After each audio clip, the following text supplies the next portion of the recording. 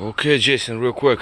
So I ran the wire all the way from the trunk, this gray one, passing through this, through the center here, down in the box, across the pillar, in there. On this side, I put everything back to original. Well, nothing to see here because I closed everything up. So the alarm is in here. It's the right place for it. All of these wires, that's the alarm. There's 3 relays here. I just finished the light circuit, so the lights blink. I'm probably gonna put another zip tie to hold this a little better. And this is for the remote start. These wires is also for remote start. So that is also to be done, but I'm just pretty much dead. It's just like 9 o'clock already. I've been working all day. It's just too much. This is old school way alarm, This is not your ordinary, 1 hour alarm. Where you just like plug it into the computer, the main base module. Everything here is manual ways. A couple of diodes and this and that, what have you. So anyway, right now I'm gonna leave this low voltage cable connected to the light switch circuit. That's where I get power for the system, and I'm gonna call it a night because this is late. Activation. Just activation. Door locks. Oh boy, oh boy, oh boy, oh boy. Locked. Unlocked. Again, locked. Unlocked. Pockets inside also work. The lights locked, unlocked. Same here for the rears. Locked, unlocked.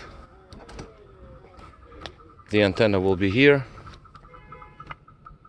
so I fed this wire through as well. And light circuits are still separate because these are 2 separate light circuits, left, right. So this is the left one. As you can see, it lights up.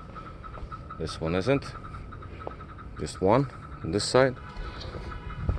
Same for the rear. I kept them separate. This lights up, that one isn't. This is just for emergency operation. Switch over to right side. That one is lit up, this one is not. Same up on the front here.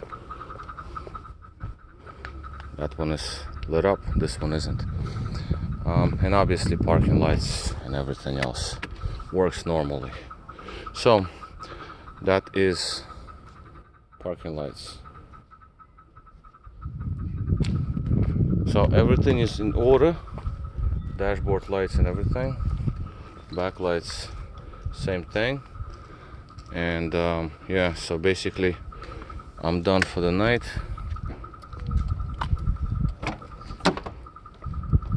Just gonna leave it like this because now there's gonna be a need for a few more circuits. Obviously the switch is all the way up there and the wires are above, so the main plug is up above. It's like this metal piece, so this all has to come out to get to wires. Very thick, they're very short, very difficult to get to. Also there will be a need to pick up the Jesus Christ, RPM signal, so computer knows when engine is running, and RPM signal is one of these wires. Some of them are not going to be used obviously, but RPM signal is important. And also there is parking brake cable, so that one is somewhere over here, which is right close to me, which is great. There's one that I'm gonna have to solder to. And yeah, everything is soldered in. Everything is soldered, not like no clamps or anything. This is your old, you know, this is the whatchamacallit, the boy, I cannot even talk anymore, radar detector. But this is probably so old school, it's not even doing anything. It just doesn't even matter. I mean, I see the lights on the dashboard of one of them fell in. I don't know if this even works, but it defeats the purpose to even have it here. I just left it here because there is a hole there, so I want to push this through the hole. Cut off the LED because I'm sure this thing is not really working. Well, you let me know if you use it, but this is probably like K-band. K-band is so old school, it's not even funny how old it is. Now they use lasers and KA and wideband, ultra wideband, whatever. Not this. This is like, you know, 90s stuff. Okay, so this is it for me for tonight. Valet switch is here, but I'm probably gonna just stick it in somewhere here, or maybe like here. Just, it doesn't even matter. I mean, you're probably never gonna use it anyway. Maybe you're not even gonna pull it out.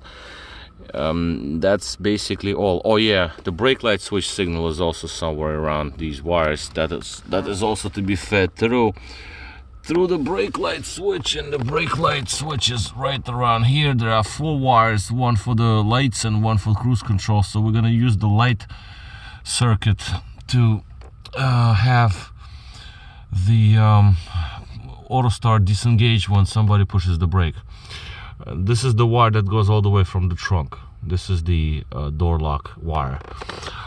I use the original alarm wire signal line, so this way I can activate, deactivate with positive and negative, so we're keeping that door intact. Okay, I looked at the diagrams. I got the pump on my bench in the basement today just to see what's going on with it, and I figured it out that, you know, would rather keep all the circuits original with the door and just do the signal line from main alarm, because that also engages and disengages the starter, so it's a good thing.